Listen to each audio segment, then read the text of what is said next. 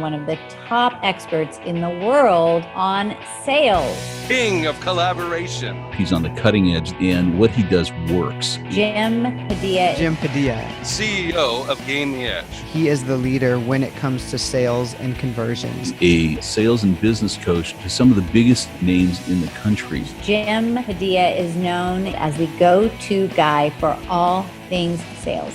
Welcome, everybody, back to the Make More Sales podcast and another incredible edition.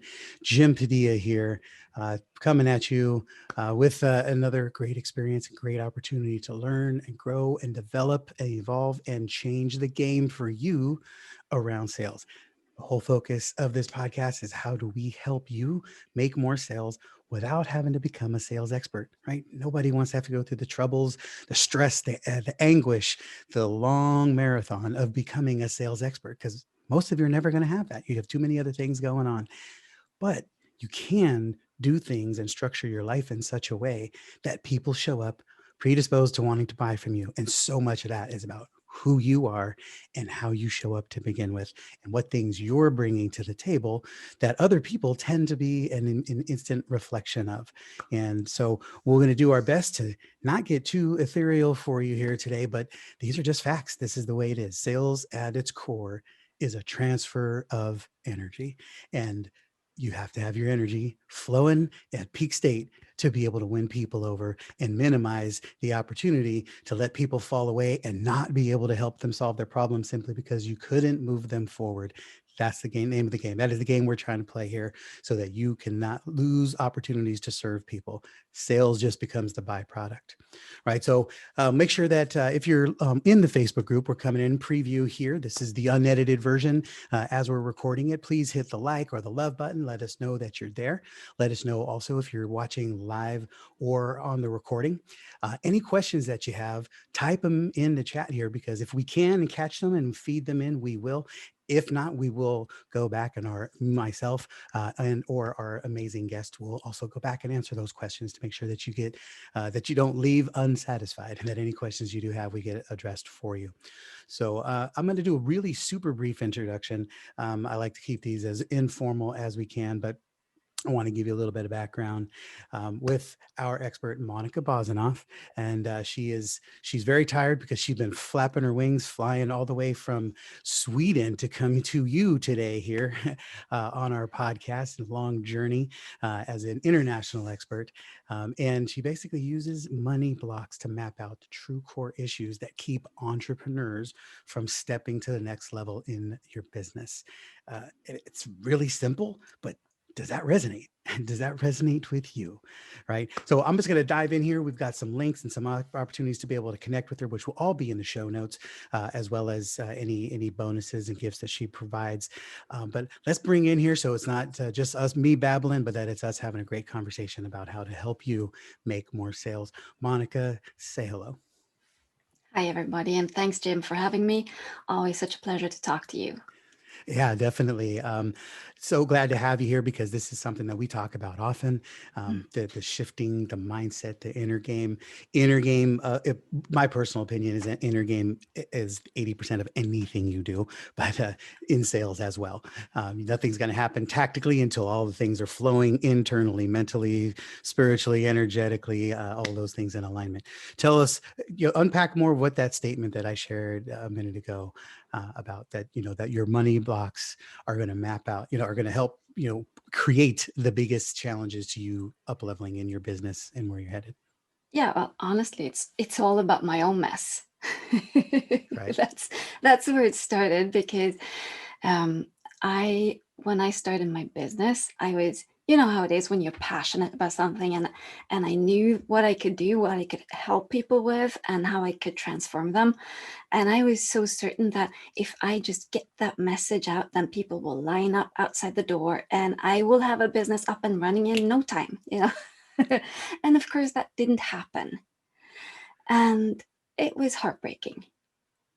And then I listened to all the experts, and there are structures and systems that you need to have in place. Sure.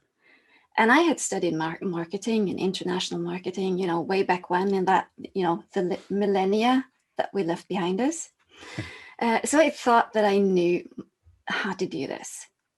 And then people told me, well, you just have to do the mindset thing. You just need to get your head right. It's all in your head. And I started working with mindset, positive thinking, affirmations, trying really hard to get my head right. And I failed miserably. And have you ever had that? So let me, before you go that's, what does that look like? People, we say that all the time. I say it all the time, right? How do you get your head right? How do you actually physically go about the task of getting your head right? Yeah. And have you ever had that feeling, Jim, that when it's like you sense that there's something you're not getting, right, and you don't know what it is. And I felt stupid because I was trying so hard and I couldn't get things right. I couldn't get my message out. I couldn't, we were talking earlier, you and I, about conversion. I couldn't convert. I couldn't, raise my prices. And then I started looking, and I got help, of course, because I couldn't figure this out for myself. And I understood that it's more than mindset. It's actually about the nervous system. Because what actually happens when you put yourself out there, and I hear this over and over again, and I'm sure you have heard this as well, people that have been in sales for years and years on end, and then they start their own business, and then they can't sell anymore. Yeah, they can't make that sale for themselves and for their own business. And they might have been like top salespeople in corporate, and they go on their own and it doesn't work. And it's not that they don't have the know-how, that they don't have the skills, but there's something happening when it's you. Yeah. And it gets personal. Tell us, guys, type in the chat if that's you, if that is your experience. And then of course on the podcast listening here, reach out, let us know, give us, make sure you rate and review and subscribe. Make sure you let us know that you're here. Give us a thumbs up. But let us know. I mean, I can't help but imagine that almost everybody experiences that on some level. We hear it a lot. And so that was one thing. Like, I felt so vulnerable in that sales conversation because it got so personal. And then also, that feeling when you're just starting and you're desperate to get the money, and then you have that horrible, give me the money energy. Yeah, commission breath. And people can smell that. Even if they can't see your face, if you're on the phone, they hear the desperation in your voice. And it's not a mindset thing. It's actually a fear. And fear isn't in our head. It's actually located in our body. It's a stress reaction. And you get those hormones, the adrenaline and the cortisol and all of those things going on. And, blood leaves the brain and it goes out into your arms and your feet to make you ready to either fight or run away. And you kind of get stupid. That was what happened to me. I got stupid. Right. So if it's a problem that is being created and manifested in the body, then if we're trying to think our way out of it, we're solving the wrong problem. Yes. And that was what I was doing. I was trying to use mindset. And the solution was when I actually started using a physical component. So I had to wire my head and my body so that they were aligned. So that what I was thinking was actually also what I was feeling. And that isn't necessarily always the case. And when it's not the case, the emotions will run over. They will govern your thinking, 85% or more of the time. And then you make bad decisions because you make decisions made based on the emotions instead of logic. Right. And then you go wrong. So how else, aside from like commission breath type, give me your money now, I need you to say yes so I can pay my mortgage. I think we've all been there at some point in our lives. How else does this manifest? Where else do people see this? I also see it when we try to raise our prices. And then there are the components of, can I deliver on my promise? Which is self-worth, which also is not in your head, it's in your nervous system. Like me, I come from a culture where you do not toot your own horn. It makes sales really hard. Right. Right. And also the fear of what people will say. Like we all have that fear of public speaking, and it's basically the same thing, fear of being attacked from others. And then when you try to raise your prices, there is often, I hear, well, people will think that I'm greedy. What will people think if I charge this much? And we never have a problem with other people charging that much. We know that other people charge that much. So it's not logical. It's a sensation, it's a fear, it's a nervous reaction, it's a physical reaction in our body. Well, it sounds pretty complicated. Do I have to be like, how advanced do I have to be to solve my own problem here, or to be able to figure this out? Well, you have to have the skill set to think at the level of a 12-year-old. I think most of us can do it. Most of us can do it. Yeah. Yeah. And that's interesting because I think we get into these spots, and I've been there. And the crazy part is, I mean, we've got a pretty big business and we've earned a lot of revenue and done all this. And I find myself that each time we climb to another plateau, I still experience this. Yeah. So what happens for you, Jim? Because I mean, you have like what your company does 25,000 sales calls a year or something crazy. Yeah. Yeah. Yeah, we have a lot of volume and a lot of activity, and we see so many things. Yeah. But the thing that manifests for me, I don't really worry about the money as much. That's never an issue. But I do feel sometimes like the responsibility of solving all these problems. So if I'm selling something to somebody, if I can't sell them on something, then I immediately wear it like, oh man, now I had the opportunity to solve their problem and I failed. And then I start wearing this pressure, which can probably show up before the call happens, right? So it's the responsibility of saying I can solve it, or well, if they didn't say yes and move forward, then I can't help them solve their problem, and then I feel like I failed them. So then I put all this pressure on myself to make sure that I can get them across the finish line. Or my team, because sometimes like we do outsourced campaigns, and our team hires, or our clients hire us. We deploy our sales team, and then now if the sales team doesn't do something right, it's indirectly me. I'm like, oh no, I didn't. I start going, well, how do I get my team to do this better? And then I start feeling like almost sometimes like I'm failing the client. And we all know that's not true, and it's not my guilt to wear, but that's the energy that I can sometimes bring to this. Responsibility. Yeah. And that also comes, I think, a lot from how we were brought up. We were taught to be very responsible. Like I know I was taught to be very responsible, even for my friends. If I had a friend that wasn't popular, Monica, you make sure that she's invited to the party as well. You don't go alone. You bring her. You make sure that everyone arrives. And then we take that with us in our businesses. Sure. And it's so not the burden that we should carry, but it's programmed. That saying, give me the child until he's 7 and I will show you the man. Right. So that's actually, we carry with us that programming from our family, and none of us, it's very seldom I have clients that had parents that were slackers. Most people have really hardworking parents. Right. And then we learn that we have to work hard and we have to be responsible. And we are responsible as business owners for what we deliver, but we're not necessarily responsible for the results that they get. So if you say that again. Say that again. We're responsible for what we deliver. So if I claim to be an expert, I better be one. But I'm not responsible for the results that my client get.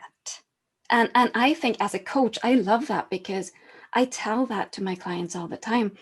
I didn't do this. You did it. And that's a way to empower my clients. It's not like they go to the doctor and the doctor fixes them. I give them the tools. And for me, it's all about eliminating the fear reaction. And when they do that, that natural passion and that sensation, that feeling that I cannot not do what I'm supposed to do. I don't like the stick. I love the carrot. I hate the stick. Right. I want them to go out and feel like, whoa, I have to do this because it's so much fun. And I'm so happy that I can do that. And that is what happens when we take away the fear.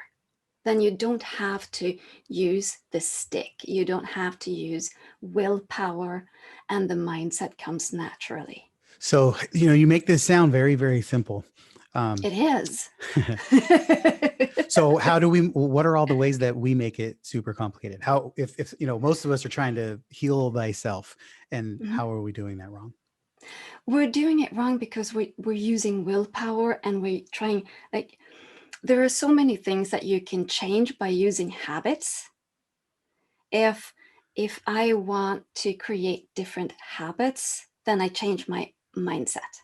If I always put on the right shoe first, and I want to start putting on the left shoe first, I have to change my habit. And it's a mental thing. And those That's things, a big thing too. It's so simple. It's but so it is. simple. We're just ingrained. Yeah, because we don't think of it consciously. We just do it, right? But I can make a decision that I am going to change the way I do something. But if the problem is a fear reaction or a programming that was installed in us before we even started school, then it's hard to make an intellectual or cognitive decision to change it. So what I do with my clients is I dive straight into the experience of being that 5-year-old, being told that you do not go first. You wait for all the other children and then you go. I had one client once, she couldn't make money. Like, she just couldn't charge. She couldn't keep the money when she earned some money. It just ran through her fingers. Mm-hmm. And we went back to childhood, and it turned out she was number 4 of 5 of 9 kids. So everything that she got, clothes or toys, it was hand-me-downs. And she got to keep it for about 9 months. Right. Because then it went to the next one, to the next sibling. So she never had anything that was hers. She never got to keep anything. And then she started her business, and she couldn't keep the money in her business. Yeah. So, it's interesting because I had a very challenging upbringing myself, and, child abuse and welfare and all of that, foster care, and that stuff followed me for decades. I've done an incredible amount of work around it. My question for you is, in that scenario, do you have to go back and heal and fix childhood, or do you just have to bring them back to awareness so they can connect the dots as to why? Awareness is the first thing, because it's really hard to change something unless you are aware and that you acknowledge that the problem exists. Because like you, Jim, so many of us entrepreneurs, we had challenges. It's not that life was easy. You're not at the place that you're now because your life was so easy. Right? It's sometimes, I think it's the challenges that actually motivates us, and sometimes we have something to prove, because they told me I would never amount to anything. Yeah. They told me I could never do it, and then we kind of get challenged to do it. And I think I find that is fantastic launch pad fuel. Like if your business and your life is a rocket. Absolutely. Those kind of things, chip on your shoulder, nothing better to explode you off the launch pad. Yeah. Not the most ideal for traveling through space. Right. Right. So it's easier. Like, if you have that will propel you, that will thrust you forward to want to make a difference. You want to make a change because you don't want others to suffer like you did. So you want to have the resources to give back. You want to see the changes. You want to create something different. And I think that is so often what happens to us as entrepreneurs. We had challenges, and that is why we want to make things better, bigger. We want to go far. So, guys, we're talking with Monica Bozinov here, and I hope that you're already seeing and gathering that just feeling her energy, right? She's living what she teaches, because it's very, very connective. You can almost feel it passing through. She's, which I try to be very much a conduit and a mirror to people that I connect with, so that I'm not putting my energy upon them. I'm allowing them to move through their own space. And Monica is an expert in this area. And if you're in the game of sales at all, which all of you are, got news for you. There wasn't a question. And you have to manage this. You have to manage this. We're always talking about, it's not it's not what you're saying, but who you're being while you're saying it. That's rule number one here. That's the umbrella that covers everything we teach. This is the stuff that matters. You can have the scripts, the tactics, the strategies, all of that done down. But if you are fighting your own energy, your own resistance, the challenges from your own beliefs, and the stuff that, some of it just, it's unfair because the world put it upon you. It could be because of how you grew up. It could be because of what happened, things in your life, that what life has done to you. But you just have to be able to move through it. You have to, guys, you don't have a choice. You have to fix it. And Monica, just, how do we fix it? Share a couple of your quick concepts, and then we'll figure out how do we get people connected to you. Yeah. Would you be open to play with me, Jim? Sure. You talked about the responsibility. Okay. Yeah. Could you? Because this is something that really gets to me. It's that so many successful entrepreneurs, they talk about the people that procrastinate, the people that self-sabotage, as those people. Those people.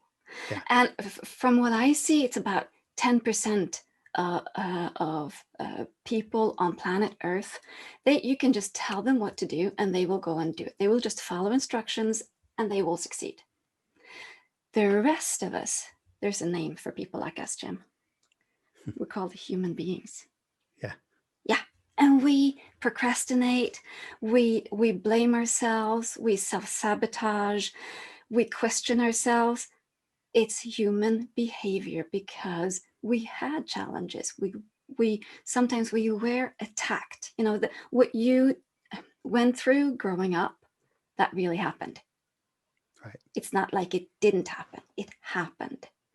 And that shapes us. And I really see that some of the biggest procrastinators and people that are really good at self-sabotage are also some of the strongest people that I know. So it's not that there's something wrong, that they're weak. I judged myself for years for being weak and a coward. Everyone else was telling me, oh, Monica, you're so brave. You're so courageous. And I was like, they should just know I'm the biggest coward out there, and I really blamed myself. Yeah. And most of us have all of that negative self-talk at some level. But if we have a lot of it, if we can, some people, you see some people, they succeed and then they fall. Right. And then they succeed and they fall. It means they do have the capacity, but there's something wrong in how they use their energy. So it's misdirected energy. So if we can turn that energy around and make it go in the direction that we want, then we've solved the problem. So could you give me can you bring to mind, without going into details, because what's actually happening is not interesting. It's your experience, the emotions and thought patterns that you see. So do you have a situation like that going on now that you kind of, it's all on me? Yeah, well, it's kind of the scenario that I was speaking about. I take an incredible amount of personal responsibility for our team's success. We have a lot of people who pay their bills because of what they do here. We have clients, campaigns that they have to pay their bills based on how well we serve them. The clients they serve, their lives change based on whether our team can get them enrolled in a product. So, I feel like all of that, it's like I'm a wheel and I'm the center of that hub, and all these spokes are pulling towards me. So I feel like I have to show up as the best version of me all the time. And anytime anybody doesn't make it work, whether it's a team member, a client, whatever, I always immediately go to, what did I do wrong, or what could I have done better? And what it does is people don't realize it. And I don't even realize it at times, but there are a lot of times I just walk around like this perpetual state of tension or Yeah. pain, and then I have noticed that there's been times where I either don't enroll a client because like subconsciously, this last campaign we didn't work, and and I don't want this person to fail, so I'm not going to let them buy from me. Yeah. And I know this about you, Jim, because I've listened to you and we've talked before and you've shared some stuff. And I know that you're not just the enthusiastic guy. You're passionate. You have deep emotions and you're really, you have a deep sense of responsibility and you want to do the right thing. Yeah. Yeah. And that means you're powerful, but it also means that you carry a lot of stuff around. So that sense or that experience or that sensation that it's my responsibility, all of those people, the clients, my staff, where can you, like, if you take a deep breath and you just feel that sensation, because it's not in your head, it's somewhere in your body. Can you tell me where it's in your body? Yeah, for me, it usually shows up in knots in my shoulders, like a lot of Yeah. tension, shoulders and neck. Yeah. Can you see how literal the body is? It's what you're carrying. You're carrying almost like the world on your shoulders. So Right. can you feel that sensation right now? Yeah, it's heavy. It moves in intensity, but Mhm. it's almost always there. Yeah. So right now, on a scale of 1 to 10, how strong is it? Right now, probably a 2. A 2. I think Okay. it's there, but it's not distracting. It's just Yeah. there. Could you think of something like a client or something that you know you have to do in the near future that would increase the intensity? Sure. Yeah. Got Yeah. one. I got one. Okay. So what's the number now? Now it's more like a 5. Now it's more like a 5. Okay. Yeah. So could you add something? Because we want to have this high. Could you add Okay. something? You don't have to share it with Yeah. us. Just add something. Yeah. Even more responsibility. Because Definitely. there is more, Jim. There's Yep. more. Yeah. So Yeah. what's it now? Yeah. Now that's more like an 8. I can feel the tension in it Okay. because Is it's it real, on? because it's happening. Yeah. And I mean, this is what we need to acknowledge. It is real. It's not just in your head. It's real. You have a company to run. You have a wonderful wife. You have your staff, like your team members. I've talked to several of them already. You have your clients, some really high-end clients, and they are all trusting you, Jim, and you feel the responsibility. It's getting tighter. Good. Good. So what's the thought patterns that are running in your head? Those, these thoughts all too well, right? What are you saying to Yeah. yourself? It's a constant dance between I love being the person Mm-hmm. who can solve this for everybody, and at the same time, I could easily love not having that. Yeah. Yeah. And it goes both ways. Right. And if you didn't do it, you would probably feel very empty. Mm-hmm. So you want to continue do it. Yeah. Do it. So is it like here's something. This is again, I've done a lot of this work in my life. That's the only way I could get where I'd probably be, in a nut house if I didn't. But because of my abusive upbringing stuff, and guys, are you paying attention? I mean, this stuff is all relevant. I mean, this isn't about me. This is about all of us. It is. But because I didn't have significance in my own home, I became a really good athlete. Sports saved my life because that's the only place I got love. And so the dreams, and I used to spend every day and night dreaming about making the game-winning hit, the game-winning catch, which meant I was also in a position to cost us the game if I didn't make the play. But I was willing to pay that price to be the hero if I could make the game-winning home run or the game-winning touchdown. And I feel like it's kind of similar doing that here. Wow, thank you so much for sharing. This is gold. So should we shift this? Sure. Yeah. Okay. So now we are going to do the mind-body connection. So we are going to get the nervous system right. So this is kind of, you just follow me, you say what I say, and you do what I do. Okay. And if I say something that's wrong, you say, no, Monica, that's not it. It's like this. Okay? You just tell me. because I'm listening to you and I will repeat what you say, and I'm going to add what I often hear from my clients. Okay. So what we are going to do now is called tapping. Have you ever tried tapping? Some my wife has done a lot. Your wife, yeah, that's usually the case. So, do you know the points? No.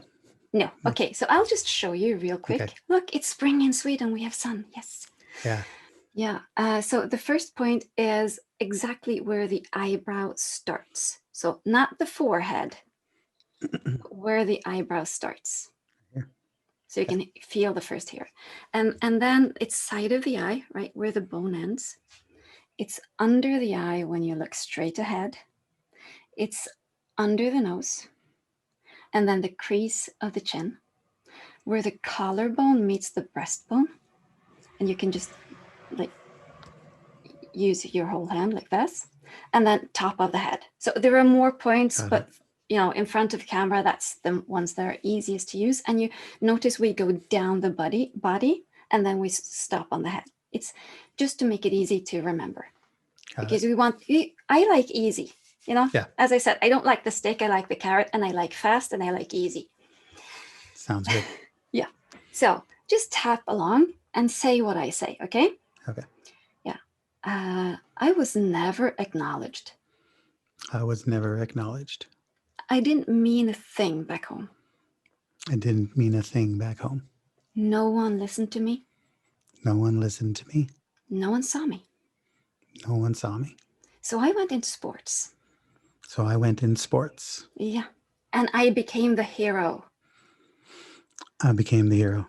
And I love that. And I love that. Yeah. And still today. And still today. I just want to be the hero. I just want to be the hero. Yeah. For my wife. For my wife. For my staff.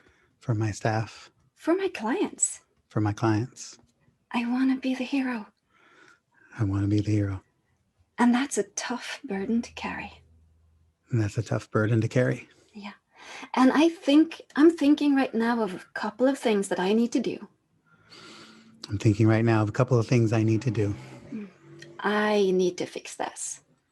I need to fix these. Yeah. It's my responsibility. My responsibility. Mm-hmm. If they fail. If they fail. It's all on me. It's all on me. Yeah. It's always been on me. It's always been on me. Yeah. I am carrying the world on my shoulders. I'm carrying the world on my shoulders. I always have. Always have. Since I was a kid. Since I was a kid. Carrying the world on my shoulders. Carrying the world on my shoulders. I want to be the hero. I want to be the hero. I love being the hero. I love being the hero. But it's a tough burden to carry around. It's a tough burden to carry around. Especially when I think. Especially when I think. About what I need to do. About what I need to do. In near future. In the near future. Yeah. Okay, take a deep breath. And now think about what you have to do. And feel your shoulders. What's going on? It's a little less restricted. Okay. It's like I'm aware that it's there, but also it's like you're, walking through a pattern of these words are not really accurate.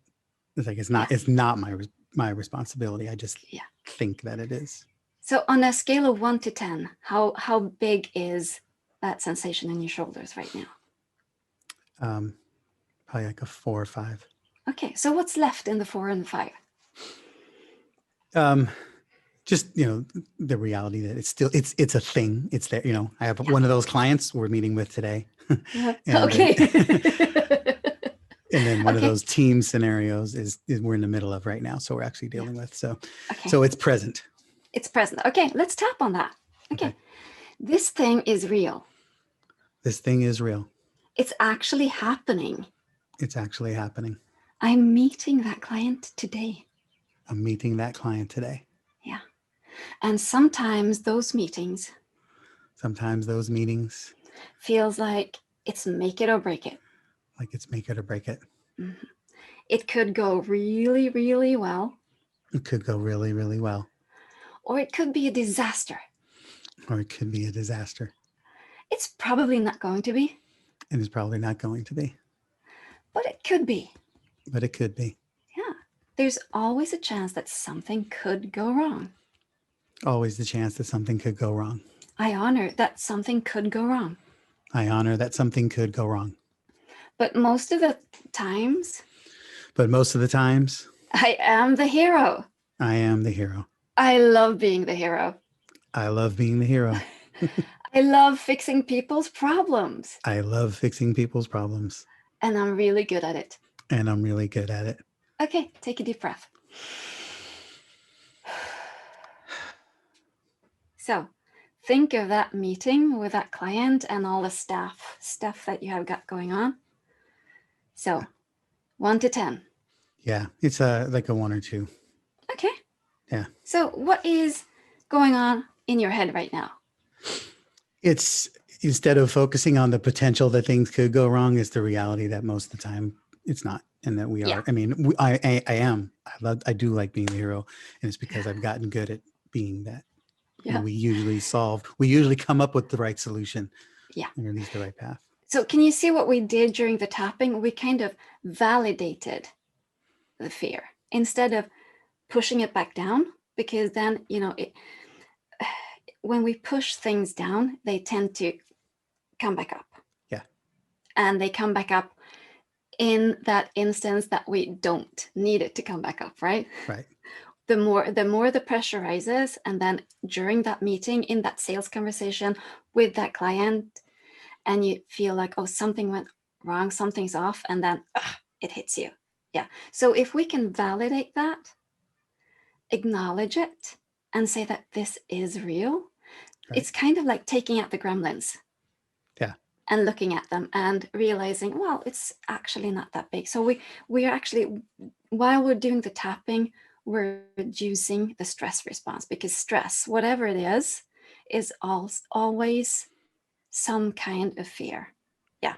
And being in that meeting with that client and he having even like a little bit of fear, well, that hero doesn't shine quite as strong, Right. when you have that fear. So how do you want to feel when you meet that client today? Totally engaged and ready to go. Okay. Hitting that home run. Yep. Yeah.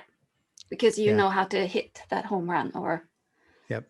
Exactly. Yeah. We know, I know I don't mind being in the pressure situation because I am capable of making the game winning shot. So yeah. that's why because I prepared so much for it. So I was never afraid of it.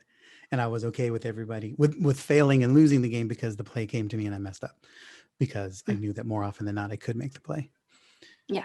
So what would be your wording on making it? Like if you use a sports, Yeah. Well, the game winning play, making the game. The game winning play. Okay. Yeah. Okay. Let's tap. Okay. So I have this meeting with that client today. Have that meeting with this client today. And I can stress out about it. I can stress out about it. I could choose to do that. I could choose to do that. Or I could just relax. Or I can just relax. And know that I can win this game. And know that I can win this game. Mm-hmm. Because I know how to win the game. Because I know how to win the game. I have done so thousands of times. I have done so thousands of times. And I love being the hero. And I love being the hero. I am going to win this game. I'm going to win this game. Because it's the best thing for my client. Because it's the best thing for my client. Yeah. And it's the best thing for me and my staff. It's the best thing for me and my staff. So it's just win, win, win. So it's just win, win, win. And I can do this. And I can do this. Yeah. So I release this burden on my shoulders. I release this burden on my shoulders. And I choose to go into that meeting. And I choose to go into that meeting. Having fun. Having fun. Winning the game. Winning the game. Being the hero that I am. Being the hero that I am. That I truly am. That I truly am. Okay, take a deep breath. So how does that feel? Yeah, that feels easy. I've done, like I said, I haven't done a lot of the tapping. Cindy's done a lot of it. I've always learned more about like talking to the inner voice. Like when that starts showing up, what's the voice trying to tell me? What's this? Mhm.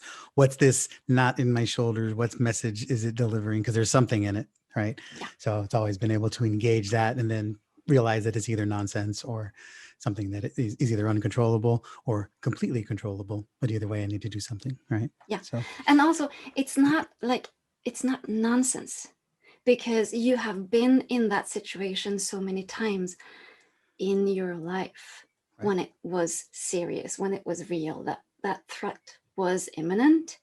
Right. And that is what the body remembers. So now that we're all grown up and we have the experience, we know that it's not going to happen in that meeting, but the body still remembers the pain and the threat. Right. So this is all about like calming the body.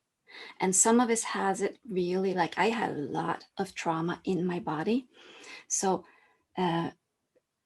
releasing that helped me a lot. Got it. Mm.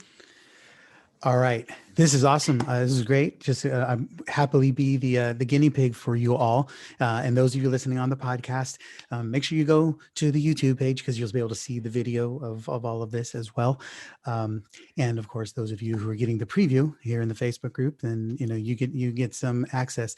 So, taking my particular scenario that we just went through, everybody listening here has their own version of that, but the simplest scenario that they're all going to deal with is a sales conversation. Yeah. So you have a sales conversation today, tomorrow, next week, and you're feeling that tension, that stress, that sweaty palms, whatever it might be. How does this relate? What's the path for them to move on to be able to gain that control back? Well, it's just basically being aware of the problem. Don't push it down. Like if my palms are sweaty, my body's trying to tell me something. So just acknowledging and see, okay, where do I remember? Did I ever have an experience, something that comes up that this reminds me of? And then you can tap on that. And tapping is so simple. A 12-year-old can do it and get success like 50% of the time. Right. So I say just experiment it. We'll make sure you guys have access to that. It will be in the show notes. There's also going to be in the show notes, we will post Facebook, how to connect with her on Facebook, how to get on Instagram and on LinkedIn, so that you have access to connect with Monica. And we encourage you to please, reach out to her, let her know that you heard her here, share with her, show her any gratitude, any thoughts any ideas, ahas that you have, so that she can know that you're listening and that she's impacting you. We don't do this for our own benefit. We do this so that we can connect with all of you. So please let her know that you found her here and that she made an impact for you. And any questions, please, like I said, post them in the thread right now. Reach out to us, post in the show note. We will take care of it. If we can't answer, we'll make sure we get them on to Monica so she can answer them for you as well. So, and often the questions come up afterwards. Right. When you start thinking about what did she say? Right. So the other thing, I know you're not ready for it yet, but I would love to get you to seed your event that you're planning so we can keep on the radar for it. So tell us about the event that's coming up. Oh yeah, I am organizing a money magnet giveaway with experts like yourself, because these are challenging times for many and we need to be able to make that money. So I am focusing on everything that is practical resources, tips, advice, help, how to, for sales and conversions, but other things, financial planning, how to take care of the money that you actually bring in, because we need to be able to do that now. There is a shift happening, and people will either make a big step ahead or they will come last, and we don't want that to happen for anyone. Amen. So keep on your radar because as it's coming up, we will promote it. We are happily going to participate in it. And I know some of you listening right now have some incredible things you might be able to contribute as well. Yeah. So use the information that we have to reach out and connect with Monica and, talk about what you're doing so that, she can see where it might fit into either this opportunity for giveaway or one down the road. But either way, if you have something that helps solve that, she should know about it so that she can connect you to other people that are trying to get this solved. We're trying to bring change and solution to people in all around the world, North America, Sweden, and everywhere else. So this is a global situation, right? And we need to think bigger and we need to do things. We cannot continue as we always have. We need to evolve. Amen. All right. So we thank you so much, Monica. Thanks for putting me under the microscope for everybody's benefit. And thanks for sharing all of your wisdom and brilliance. And we look forward to more opportunities to do some great things together. Yeah. All right. So that's it, guys, on the end of the show here. Make More Sales podcast. Please make sure, again, rate, review, and subscribe. If you're thinking it, please say it. Don't just have it in your head. Say, that was a great podcast. Go to the show notes. Rate, give us some stars. Give us a review. Make sure that you respond. Reach out and let us know in an email. Because if we don't know how we're impacting you, then we don't know which people are impacting you. So make sure you let us know so we can bring more of, bring Monica back another time and bring more people like her back, because if this is helpful to you, we want to be everything we can to help serve you to the best possible levels. So appreciate you. Thanks as always for allowing us to be part of your success team. Go make some magic happen, change some people's lives, and make more sales. Hey, thanks for listening to the Make More Sales podcast. If you like what you're hearing, you'll definitely want to check out our Make More Sales Facebook group, where you'll find more amazing content, including free sales training and live content happening every single week. So make sure to follow the link below to join. Don't forget to subscribe, rate, and review the show, and share it with your friends. That way, more people can learn how to make more sales without getting better at selling. Thanks for listening, and we'll see you next time.